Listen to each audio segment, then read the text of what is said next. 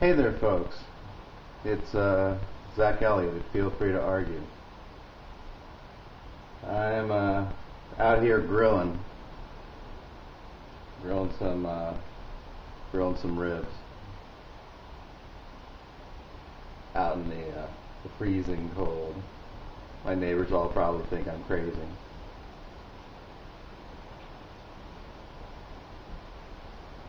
And I just kind of maybe it's because I got a couple drinks in here. Never really talked about 9/11, like my personal story. Maybe I've said a little bit in a couple of the posts I've made, but I never really made a video about it.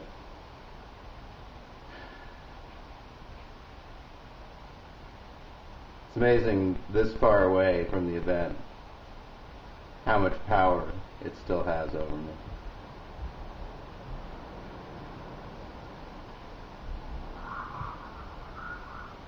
I'll tell you a story.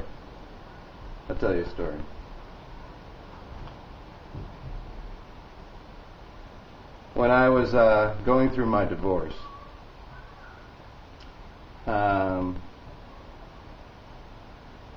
there's a couple people who really helped me.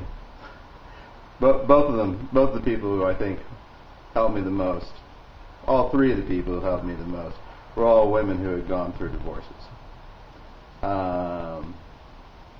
Giving me advice, helping me to keep my head together, see what was important, and figure out what was what.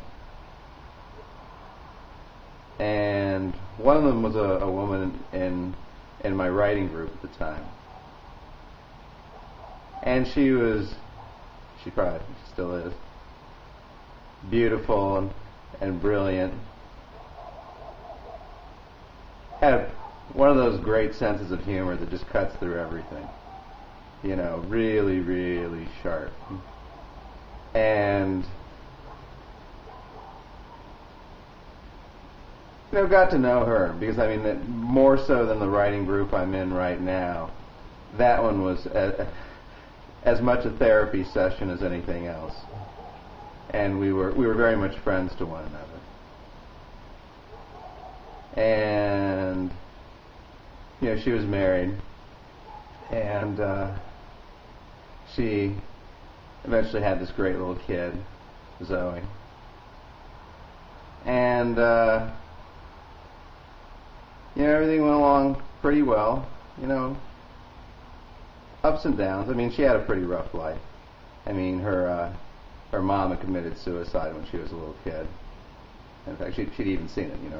Her mom had just jumped out a window. And thanks to that, whatever inherited tendency she had from her mom, she'd had a pretty rough time of it. She was on medication. She was diagnosed bipolar. But that man she was with, that husband of hers, was a great guy. He was the one who was born to be her husband. The guy who loved everything about her, could put up with it when she broke down and screamed at him, and knew it wasn't her, knew it was her condition, never blamed her.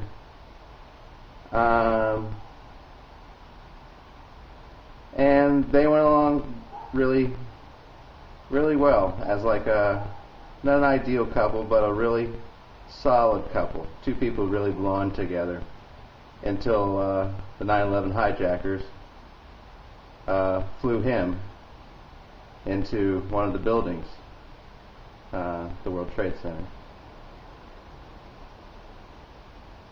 I remember when my wife called, and I turned it on. Wasn't even really aware of the fact that the kids were in the room with me, and control just kind of fell out of my hand, and I just watched it. And then there was this trail later. I don't know if you guys remember the trail. The trail at the bottom of the screen of the passengers on the planes. And I remember seeing Bill's name there. and the city he was from, and knowing it wasn't a very big city. There wasn't another Bill there with that last name in that city, and I just knew. And I knew this woman, this beautiful, glorious woman who'd helped me so much, that her life had just been destroyed.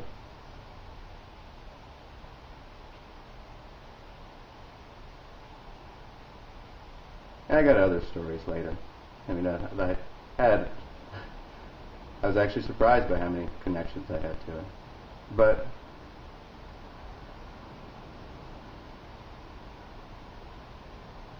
I remember being so mad, furious. I remember cheering when bombs were dropped on Afghanistan. Because those fuckers that killed Bill, they were going to get it. Or their families. Or someone. Someone who knew them. Didn't even care. I was that bloodthirsty. I just did not care. I wanted revenge on the people who killed Bill.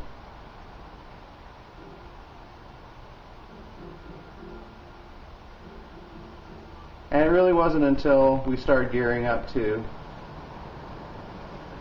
attack Iraq that I even came up for air, really.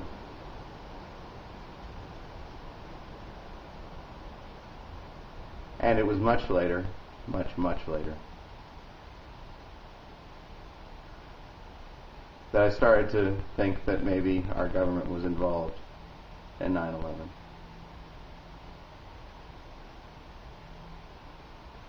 That if we didn't know, we should have known. But that we probably did.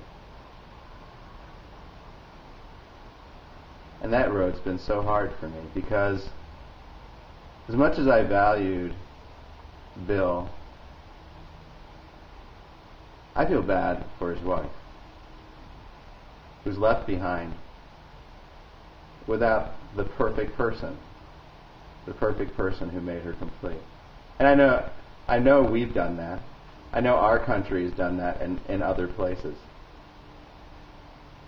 And it was just so hard to pull back and to say that her pain is not unique. And it's exactly like the pain that we cause other people. And it's because we do that some of them came over here and did that to us.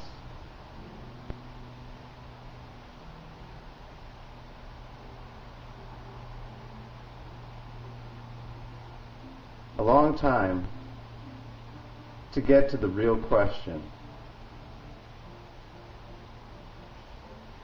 The real question, which is, why would someone be so upset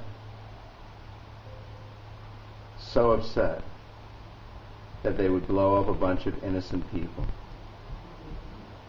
or feel that a bunch of innocent people were guilty?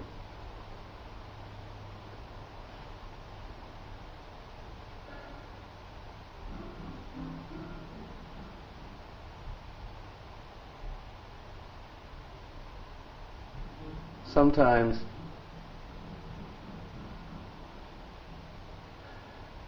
I just don't know what to say. And I still feel incredibly dwarfed by what happened.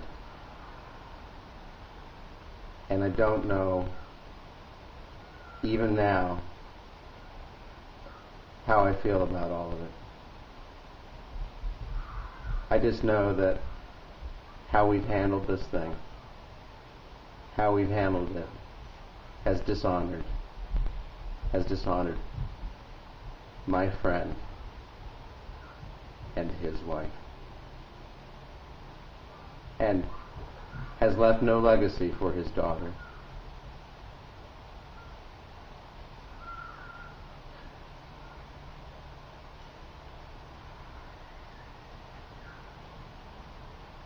That's all for now.